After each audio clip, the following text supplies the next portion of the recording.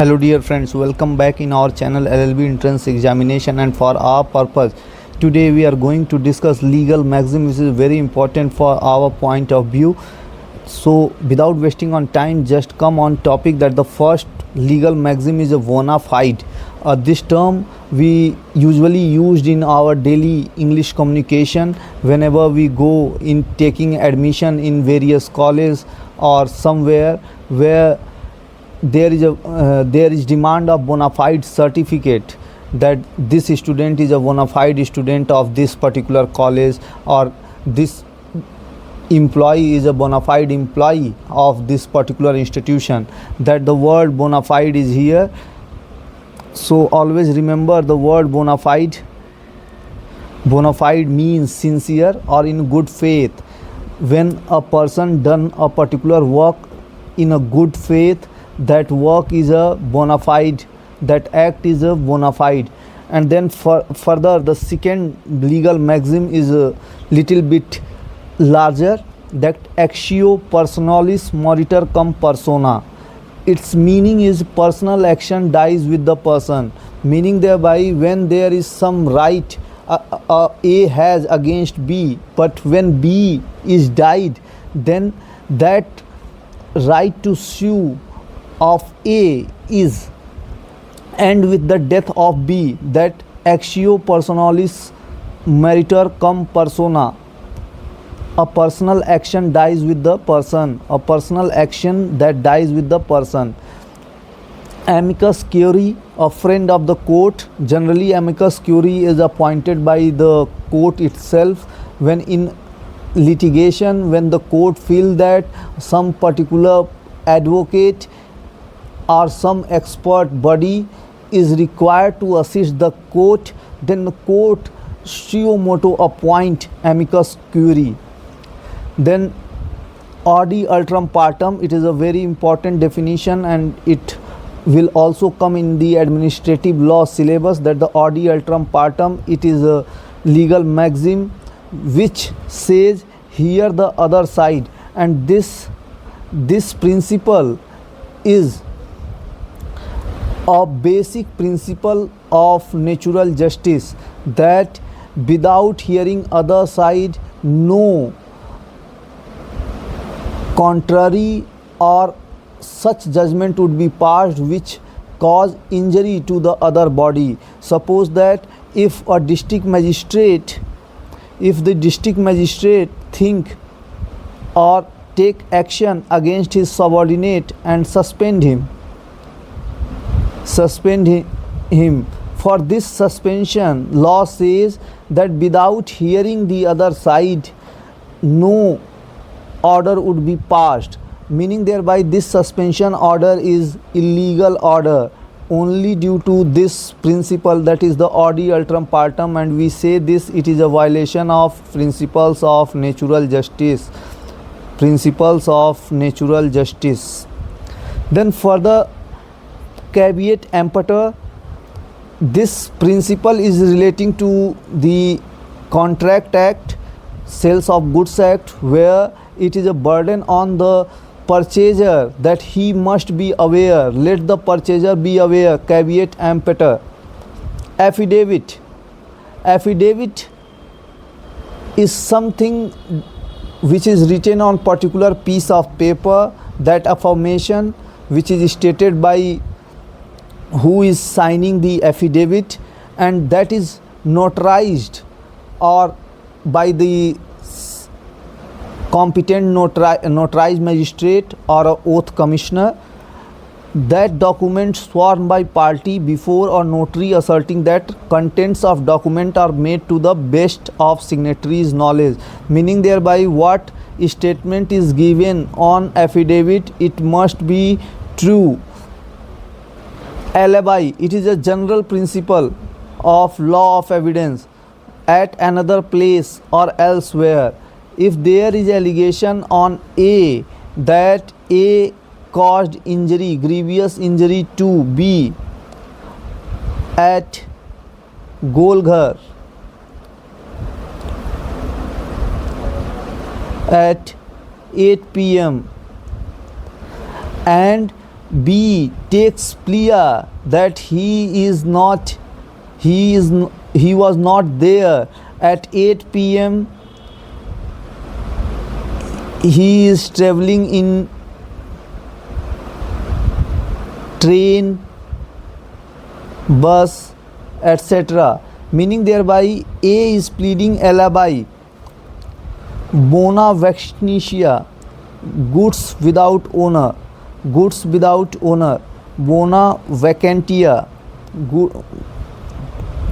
goods without owner, that goods which has no owner. Damnum sine injuria, it is also a very important maxim. Damnum sine injuria, that harm without legal wrong. It is a very nice maxim, basically part of law of torts. What it says, that harm without legal wrong.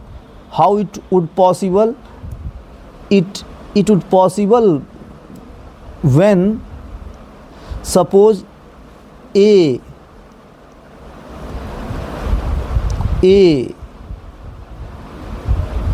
school, A has a school, and B open another school. Due to opening of new school B, A suffers loss because some of the students of A went into the school of B and take admissions there. Here there is no legal wrong. It is a competitive law. It is Article 14, 18, that a person can, and including Article 19 also, that a person can do any businesses,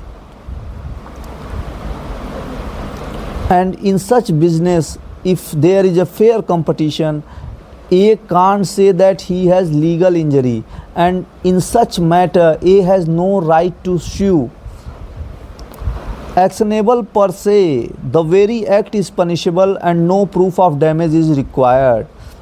Meaning thereby, suppose that you are driving a motorcycle and cross the red signal, then that crossing of red signal, that very act is very punishable and no proof of damage is required. You can't claim that there is no accident while you cross the red signal. You can't say that there is no chance of any accident when you choose to cross the red signals. That is actionable per se. Actionable per se, the very act is punishable and no proof of damage is required. The very act is punishable. Now what is a contract? We will read law of contract. There is a statute, that the Indian Contract Act. What the contract is actually, in simpler language, is an agreement between the parties which creates mutual obligations that are enforceable by law. Meaning thereby, a contract is not a contract which is contrary to law, which is not enforceable by law. However, for our purpose, contract is an agreement between parties creating mutual obligation that are enforceable by law. Now further, on determination that a person caused injury and what role of the nature played during deciding the compensation which caused by the disasters to a person.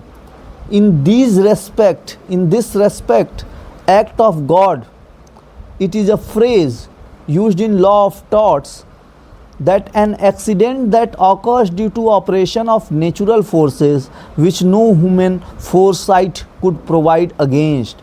Meaning thereby, when somebody sues somebody for a particular wrong or a particular accident, suppose that there is a hoarding which fall due to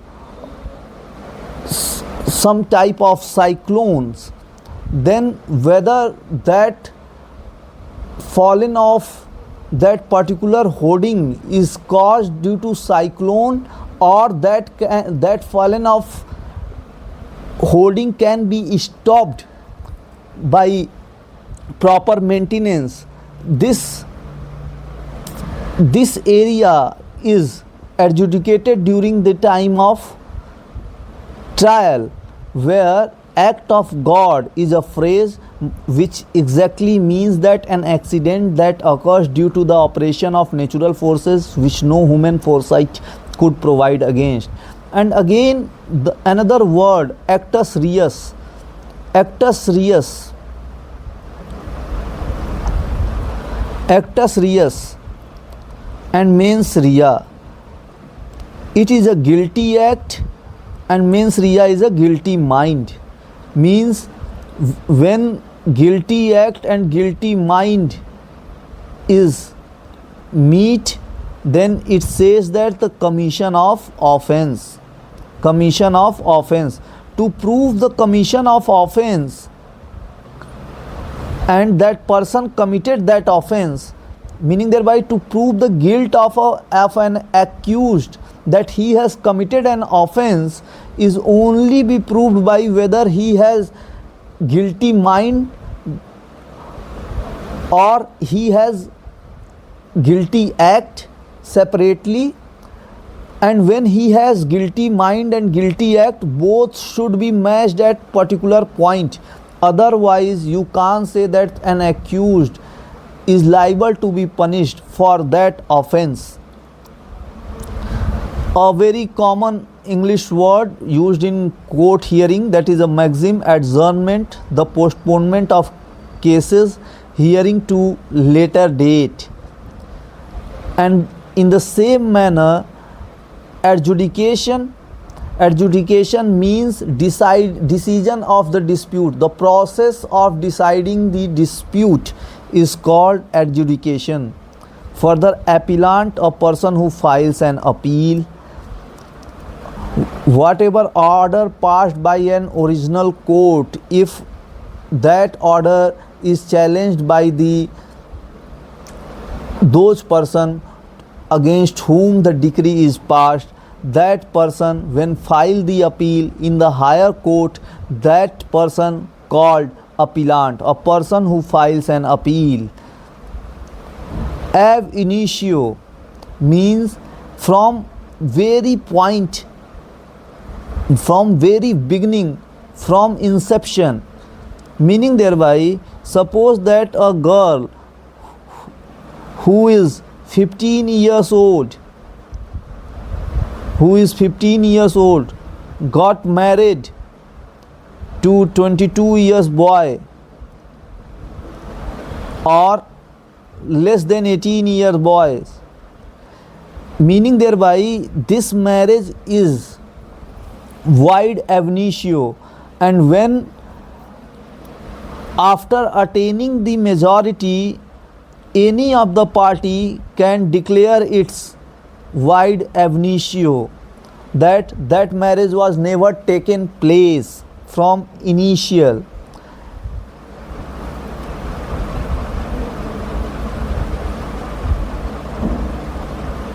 Ad hoc. We always listen about ad hoc teacher, ad hoc employees. That ad hoc means for the particular end or a case at hand. Ad hoc means that for the particular purpose, for very specific purpose. Assentiomentium. Assentiomentium is meeting of minds, mutual assents. This is very important while we deal with the section like 120B, IPC, conspiracy.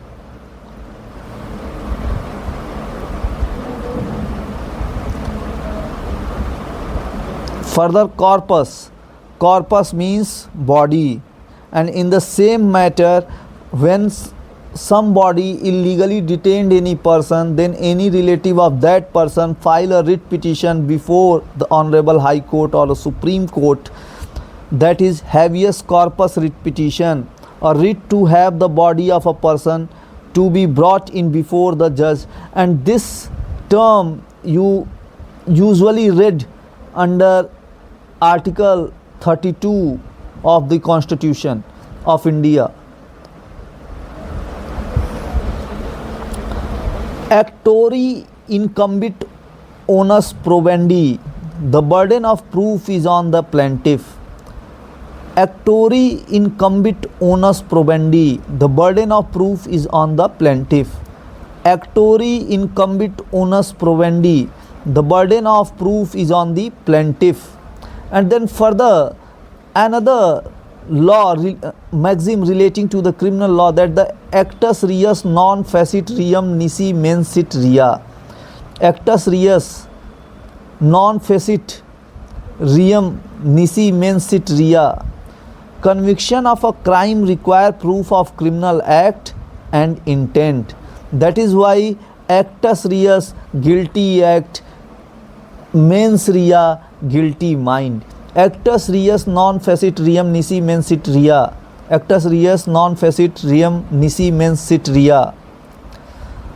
An act does not make a defendant guilty without a guilty mind. An act does not make a defendant guilty without a guilty mind.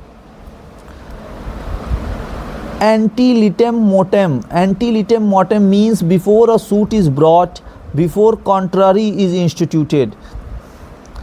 Boni judicis est ampliare jurisdictionem.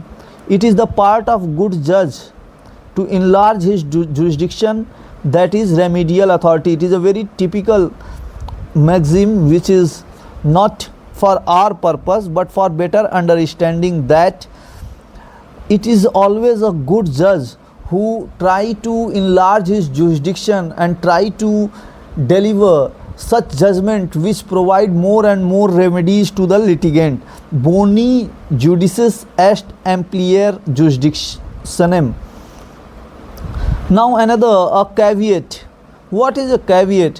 When people think that there would be a case which is going to be instituted against him, he may file an application that before listening the case he should get opportunity to be heard in that case. That is a caveat, a caution registered with the public court to indicate to the officials that they are not to act in a matter mentioned in the caveat without first giving notice to the caveator. Caveat actor, let the doer be aware. It is not the, don't confuse with the caveat emptor or caveat actor or caveat venditor. This caveat is something different, and here the caveat actor and caveat venditor is equivalent to caveat emptor. Caveat actor, let the doer be aware. Caveat venditor, let the seller be aware. Corpus delicit. Corpus delicit, the facts and circumstances constituting a crime and concrete evidence of crime, such a corpse, dead body. The fact and circumstances constituting a crime and a concrete evidence of crime. Corpus deliciti. De facto means in fact. De jure means by law. It is a two important term which every law student has to know, de facto and de jure. De minimis means about minimal thing, that criminal law not deals with de minimis. De novo means to make something new. Dictum means a statement of law made by judge in the course of decision but not necessary to the decision itself. That is dictum. Dictum means it is otherwise that law is going, that the judge is going to pronounce a particular judgment, but maybe that judgment is not a decision in itself, but a particular statement which is court observed during the hearing. That part is called dictum. That a statement of law made by judge in the course of the decision but not necessary to the decision itself. Another principle of criminal law, that doli in capax, meaning thereby incapable of crime, A child who is below the age of 7 years is duly incapable. Detenue, the tort of wrongfully holding goods that belongs to someone else. Detenue, the tort of wrongfully holding goods that belongs to someone else. Donatio moritis causa, gift because of death. A future gift was given in expectation of the donor's imminent death and only delivered upon the donor's death. Further, a very nice principle, that is estoppel, prevented from denying. Estoppel means that bar somebody to do act or bar from omit a particular act, that is estoppel. Suppose that A said that if you give me 200 rupees or if you give me that plot for 20 lakhs, I will build hotel.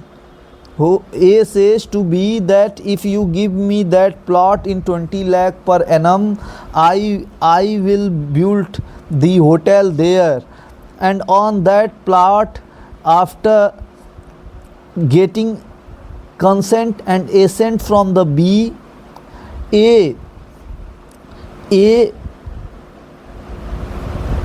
put out all the infrastructural materials such as sand, cement, rod, and in the meantime B entered into the agreement with C that for the same purpose, for building the hotel, C would give 30 lakh. Now B is denying A to give the plot, that B can't give the plot to C in the 30 lakh because of estoppel, because on believing the statement of B, A has taken some steps and therefore A right to get that land is on higher footing compared to the C. Then further, ex gratia as favor, ex officio because of an office held. Ex gratia means a favorable and ex officio means a particular, due to particular office a person hold, meaning thereby that a chairman of the Rajya Sabha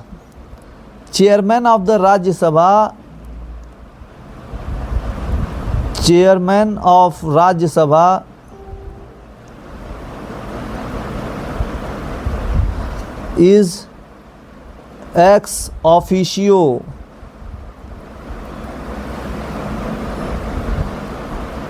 Chairman of the Rajya Sabha is a ex officio post of whom?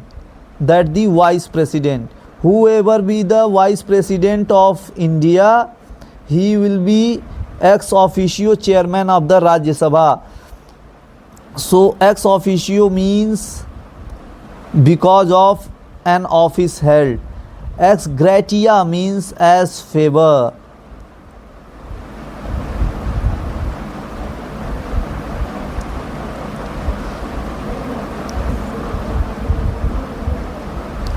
Now ex parte, proceeding in the absence of other party. When a person filed a suit against another person, but one of the parties is not appearing before, that another person is not appearing before the court, court may proceed ex parte to conclude the proceeding. Ex post facto, ex parte, proceedings in the absence, proceeding in the absence of the other party. Ex post facto, out of the aftermath or after the fact. Factum, beyond human foresight. Factum provens, relevant fact. And what is relevant fact? It defined in section 5 of the Evidence Act. Ferus est clare fraudem, it is a fraud to conceal a fraud. Farus est clare fraudem. Farus est clare fraudem means it is a fraud to conceal a fraud.